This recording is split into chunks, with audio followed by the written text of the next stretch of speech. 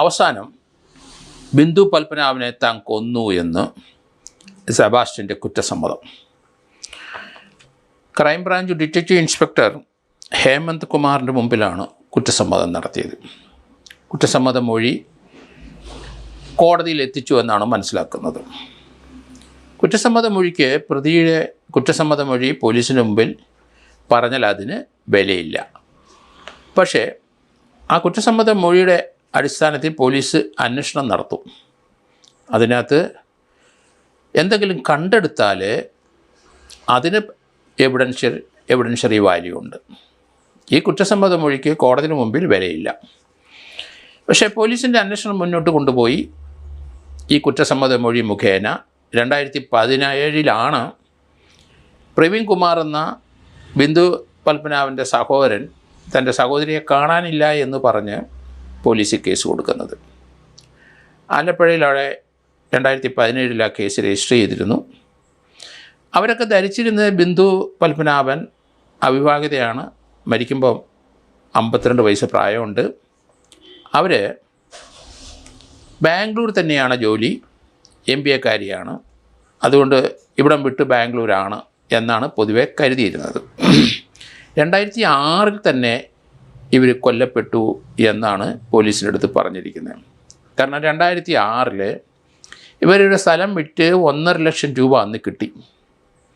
ആ 1.5 ലക്ഷം രൂപ സെബാസ്റ്റ്യൻ മുഖേനയാണ് ആ സ്ഥലം വിറ്റത്. ആ പണവുമായിട്ട് സന്തോഷത്തിലൂടെ തീർച്ചയായിട്ടും ബിന്ദു പത്മനാഭൻ സെബാസ്റ്റ്യൻ്റെ വീട്ടിലെത്തിയിരിക്കാം, അല്ലെങ്കിൽ സെബാസ്റ്റ്യൻ്റെ കാറിൽ കയറ്റി ബിന്ദു പത്മനാഭനെ വീട്ടിൽ കൊണ്ടുവന്നിരിക്കാം. അവർ തമ്മിൽ അതിരുവിട്ട ഒരു ദാമ്പത്യ ബന്ധം തന്നെയായിരുന്നു ഉണ്ടായിരുന്നത്.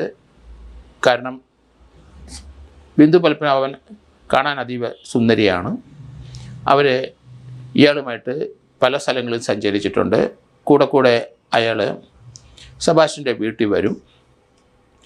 സെബാസ്റ്റ്യനോട് അവർക്ക് വലിയ വിധേയത്വമുണ്ട്. രണ്ടാമത് വലിയ വിശ്വാസമാണ്. സെബാസ്റ്റ്യൻ്റെ കയ്യിൽ നിന്ന് തനിക്കൊരു അപകടം ഉണ്ടാകുമെന്ന് ഒരിക്കലും കരുതിയില്ല. സെബാസ്റ്റ്യന് അങ്ങനെ ഒരു മനസ്സുള്ള വിവരം അവർക്കറിയില്ല. പക്ഷേ ആരുടെയെങ്കിലും കയ്യിൽ പണമുണ്ടെങ്കിൽ അവർ തൻ്റെ വലയിൽ വീണിട്ടുണ്ടെങ്കിൽ അവരെ കൊല്ലുന്ന ഒരു സ്വഭാവം സെബാസ്റ്റ്യനുണ്ട് എന്നവർ മനസ്സിലാക്കിയിട്ടില്ല. അതുകൊണ്ട് സെബാസ്റ്റ്യനുമായിട്ട് അവർ പല സ്ഥലങ്ങളിൽ സഞ്ചരിച്ചിട്ടുണ്ട്. പക്ഷേ 2006 1.5 ലക്ഷം രൂപ കയ്യിൽ വന്നപ്പോൾ അവരെ വിളിച്ചുകൊണ്ട് തൻ്റെ വീട്ടിൽ വന്നു. അവർ ചതിയുണ്ടെന്ന് അവർ കരുതിയില്ല. വീട്ടിൽ വെച്ച് അവരെ തലയ്ക്കടിച്ചു കൊലപ്പെടുത്തി. അവരുടെ തലയോട്ടിയും കുറേ തുടയലും ഒക്കെ അവിടുന്ന് പോലീസിൻ്റെ ആദ്യത്തെ ശ്രമത്തിൽ കണ്ടെത്തിയിട്ടുണ്ട്. അതാരുടെയാണെന്ന് DNA ഉപയോഗിച്ച് DNA പരീക്ഷണം നടത്തി കഴിഞ്ഞാൽ കണ്ടെത്താൻ സാധിക്കും. അത് എത്രയും പെട്ടെന്ന് പോലീസ് കണ്ടെത്തണം. കാരണം അത് ബിന്ദു പത്മനാഭൻ്റെ ആണ് ആ തലയോട്ടിയെങ്കിൽ, അതോ ഇനി ജൈനമ്മയുടെ ആണോ അറിയില്ല. ആ സ്ഥലത്ത് പല സ്ത്രീകളെ ഇയാൾ കൊന്ന് അവരുടെ അഴുകിയ മൃതദേഹം പിന്നീട് കത്തിച്ച് കളയുന്ന സ്വഭാവമുണ്ട്. ജൈനമ്മയുടെ ആണോ ആ തലയോട്ടി എന്ന് സംശയമുണ്ട്. എന്തായാലും കുറ്റസമ്മത മൊഴിയിൽ സെബാസ്റ്റ്യൻ പറഞ്ഞത് 1.5 ലക്ഷം രൂപ എടുക്കാൻ വേണ്ടിയിട്ട് തന്നെ അവളെ വീട്ടിൽ കൊണ്ടുവന്ന് അവളെ കൊന്നിട്ട് അവളെ കുഴിച്ചിട്ടു. അഴുകിയ മൃതദേഹത്തിൻ്റെ അസ്ഥികളെടുത്ത് വീണ്ടും കത്തിച്ച് ചാമ്പലാക്കി. ആ ചാമ്പൽ ആ വീടിൻ്റെ പരിസരത്ത് പോലും ഇട്ടില്ല. അത് അവർ ആലപ്പുഴയിലെ പല സ്ഥലത്തും അതുകൊണ്ട് ഒഴുക്കിക്കളഞ്ഞു എന്നും പറയുന്നുണ്ട്. എന്തായാലും ആ ഒഴുക്കിക്കളഞ്ഞത് കൊണ്ട് എവിഡൻസ് നശിച്ചു എന്ന് ഞാൻ കരുതുന്നില്ല. കാരണം ഇവിടുന്ന് ഏകദേശം 90-92 അസ്ഥിയുടെ കഷ്ണങ്ങൾ ഇയാളുടെ വീടിൻ്റെ പരിസരത്തിലെ കുളത്തിൻ്റെ സമീപത്ത് നിന്ന് ലഭിച്ചിട്ടുണ്ട്. അത് മൊത്തമായി ആരൊക്കെയാണ് ഇയാളുമായിട്ട് ബന്ധപ്പെട്ട് ഇയാൾ കൊന്ന ആൾക്കാരുടെ ബ്ലഡ് എടുത്തിട്ട് ഈ അസ്ഥികൾ ഓരോന്നും DNA പരിശോധനയ്ക്ക് അതുമായിട്ട് വിധേയമാക്കണം. ആരൊക്കെയാണ് ആ അസ്ഥികൾ എന്ന് തരംതിരിക്കാൻ പറ്റും. അത് പോലീസ് അതിലേക്ക് നടപടി സ്വീകരിച്ചിട്ടുണ്ട് എന്നാണ് ഞാൻ കരുതുന്നത്.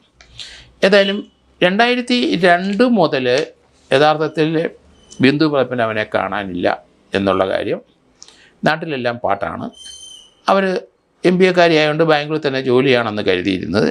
എന്നാലും അവരുമായിട്ടുള്ള ബന്ധം അന്ന് മുതൽ ആ ബിന്ദു പത്മനാഭൻ്റെ വീടിന് പരിസരത്തുള്ളവരൊക്കെ സെബാസ്റ്റ്യനെ കണ്ടിട്ടുണ്ട്, അവരോടൊപ്പം സഞ്ചരിക്കുന്നത്.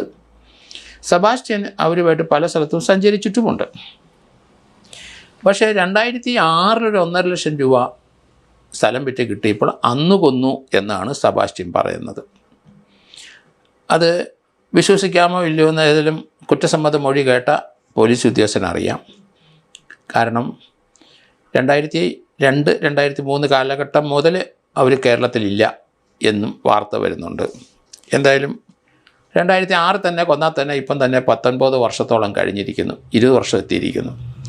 അപ്പോൾ തന്നെ അസ്ഥികളൊക്കെ മിക്കവാറുമൊക്കെ അത്രയും വർഷമായതുകൊണ്ട് പിന്നെ അത് അഴുകി പെട്ടെന്ന് പോകാൻ സാധ്യതയുള്ള സ്ഥലത്താണ്, ആ കുളത്തിലാണ്, ആ ക്ലേയിൽ അല്ലെങ്കിൽ ചെളിയിലാണ് കുഴിച്ചിട്ട് അഴുകാൻ വളരെ പെട്ടെന്ന് അഴുകുകയും ചെയ്യും. രണ്ടാമത് ഇത്രയും വർഷത്തിൻ്റെ കാലഘട്ടം കഴിഞ്ഞു പോയപ്പം എല്ലുകളും മണ്ണിനോട് ചേർന്നിരിക്കാൻ സാധ്യതയുണ്ട്. പക്ഷേ ആ എല്ലുകളെടുത്ത് താൻ അത് കത്തിച്ച് പൊടിയാക്കി തണ്ണീർമുക്കത്തൊക്കെ കൊണ്ടുപോയി ഒഴുക്കി എന്നുള്ള അയാൾ പറയുന്നുണ്ട്. ഏതായാലും അയാൾ കൃത്യമായിട്ട് ഒരു കൺഫെഷൻ ഇപ്പോഴെങ്കിലും നടത്തി എന്നാണ് മനസ്സിലാകുന്നത്. കാരണം അത് അവരെ കൊന്നു എന്നുള്ള കാര്യത്തിൽ യാതൊരു സംശയമില്ല. സെബാസ്റ്റ്യനെ പറ്റി നേരത്തെ പല സംശയങ്ങളും ഉണ്ടായിരുന്നെങ്കിലും സെബാസ്റ്റ്യന് ആലപ്പുഴയുള്ള ചില SP-മാരും അവിടുത്തെ ചില DYSP-മാരും ഒക്കെ ചേർന്ന് അവർക്ക് പണം കൊടുത്ത് പല കേസിൽ നിന്ന് അയാൾ രക്ഷപ്പെട്ടു. ഈ ബിന്ദു പത്മനാഭൻ്റെ സ്ഥലം വിറ്റതിനെ സംബന്ധിച്ച് നേരത്തെ കേസുകളുണ്ടായിരുന്നു. ആ കാലഘട്ടത്തിൽ അവരെവിടെയുണ്ടെന്നുള്ള കാര്യം പോലീസ് അന്വേഷിക്കാതെ പോയത് എന്തുകൊണ്ടാണെന്ന് മനസ്സിലാകുന്നില്ല. ഏതായാലും വീണ്ടും ഇയാളെ സജീവമായ സംശയത്തിൻ്റെ നിഴലിൽ വരാൻ കാരണം അതിരമ്പുഴയിലെ ജയനമ്മയുടെ കൊലപാതകത്തിന് ശേഷമാണ്. ജയനമ്മയെ കാണാതെ പോയി, ഇയാളുമായിട്ട് ബന്ധമുണ്ട്, ജയനമ്മയുടെ മൊബൈൽ ഫോണിൻ്റെ ലൊക്കേഷനും ഇയാളുടെ മൊബൈൽ ഫോൺ ലൊക്കേഷനും ഇയാളുടെ ആ ചേർത്തലയിലെ വീടിൻ്റെ അവിടെ തന്നെയാണെന്ന് കോട്ടയം ക്രൈംബ്രാഞ്ച് കണ്ടെത്തിയിരുന്നു.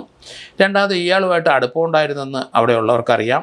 ജയനമ്മയുടെ ഭർത്താവിനും വീട്ടുകാർക്കും അറിയാം. ജയനമ്മ സ്ഥിരമായിട്ട് പള്ളിയിൽ പോകുന്ന ആളാണ്. പ്രാർത്ഥനയുള്ള പല സ്ഥലത്തും പോവും. പ്രാർത്ഥനയുള്ള സ്ഥലത്ത് ഇയാളുടെ കാറിൽ പോയിട്ടുണ്ട്.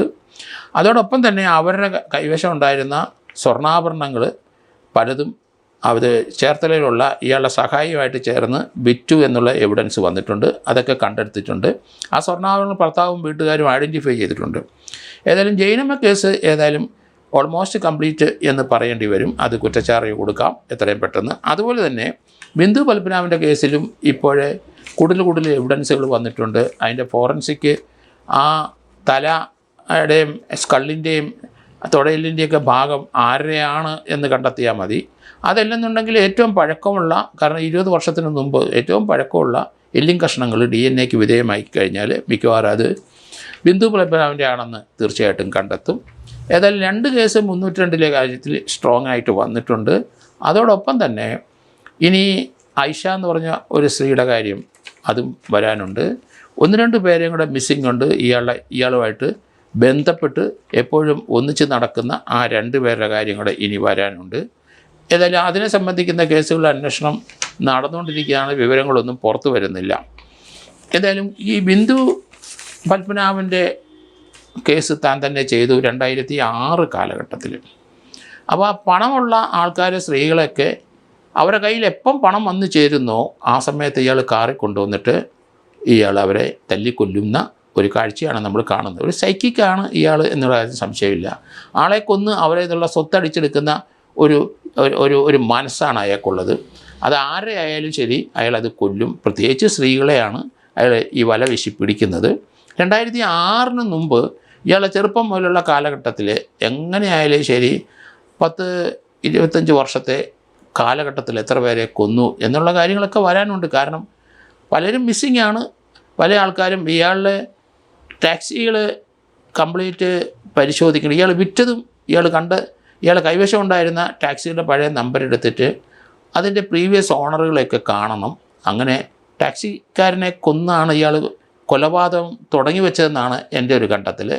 ഞാൻ ഇയാളെ സംശയിക്കുന്ന ഒരു കേസ് ഏറ്റുമാനൂർ ഉള്ള അച്ഛൻ കുഞ്ഞെന്ന് പറഞ്ഞ ടാക്സി ഡ്രൈവറെ കൊന്ന കേസിനകത്ത് 1982 ഇയാളെ ഇപ്പം ഞാൻ സംശയിക്കുന്നത് ഇയാൾ തന്നെ എന്നാണ് എനിക്ക് തോന്നുന്നത്.